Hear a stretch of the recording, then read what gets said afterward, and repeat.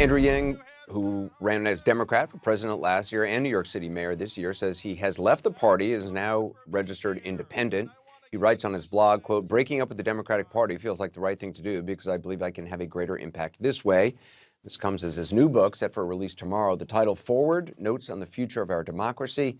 Andrew Yang joins us now. Thanks for being with us. So why leave the Democratic Party? I mean, you ran for president and mayor as a Democrat.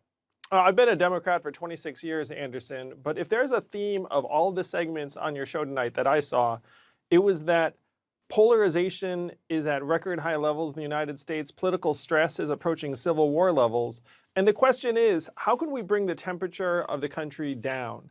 And I want to be the metaphorical wet blanket for the country, but I'm bringing not just, hopefully, some kind of soothing words, but an actual policy fix that will help bring the temperature of the country down by changing the political incentives of our leaders. Because right now, if you're a member of Congress, your job is to please the 20% most extreme on either flank of the population.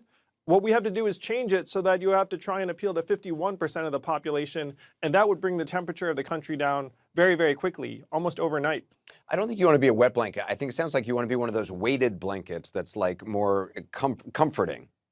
Yeah, Van said the snow cone. I want to be the thing that soothes Okay. people and makes them happy. So, but I mean, when you look at D.C., you just look at the Democratic Party right now, the splits in Washington over infrastructure, social safety net. I mean, if you're an independent now, who do you think has the better argument between, progressives with their $3.5 trillion pitch for new spending, moderates who want to see the number, cut in half at least? I'm someone who wants to solve problems, Anderson, and I happen to agree with one side's approach when it comes to infrastructure. Actually, it was a bipartisan bill, at least in the Senate. But the question is, how can we actually make our system work for us, the people of this country again? Because we can sense it's not working that well right now, and we're being set up to fail. Right now, the incentives are such that Congress has a national approval rating of 28%. The re-election rate of individual members is 92%, because again, they don't have to appeal to the general population. They just have to appeal to the 20% on either side. That's what we have to change. And I'm starting a popular movement to help implement open primaries and ranked choice voting that would dramatically improve our legislators' incentives and reduce the polarization that right now threatens to tear our country apart. Given Republican control, though, of a lot of legislatures, how likely do you think it is to change voting like that? I mean, there are now increasingly bills in legislatures around the country to make voting actually more difficult. I'm happy to say that this has already been done in one red state, Alaska. And all we need is enough Americans to come together and say enough is enough. We're sick of being pitted against each other. We're sick of the dysfunction. And to push ballot initiatives that just require a lot of Americans signing in 24 states around the country, from Missouri to Massachusetts. Again, I watch not just your show, Anderson, but all of us can feel the political tension rising and rising.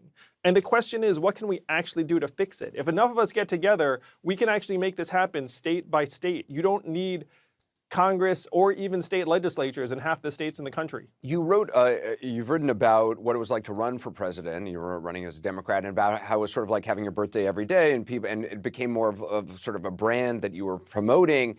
I'm wondering, the run for mayor, you ran for mayor of New York, you lost in the primary. Do you regret running for mayor? It was a privilege getting to meet so many people all over New York City. We set a new record for a number of individual donors to a New York mayoral campaign. Got over 115,000 first place votes. My only regret is that I'm not in position to do more good here in New York.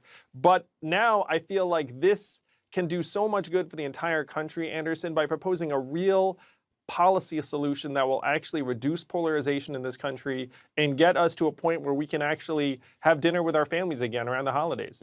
Andrew Yang, I appreciate it. Thanks so much. Again, the new book, Forward, Notes on the Future of Our Democracy. It is out tomorrow.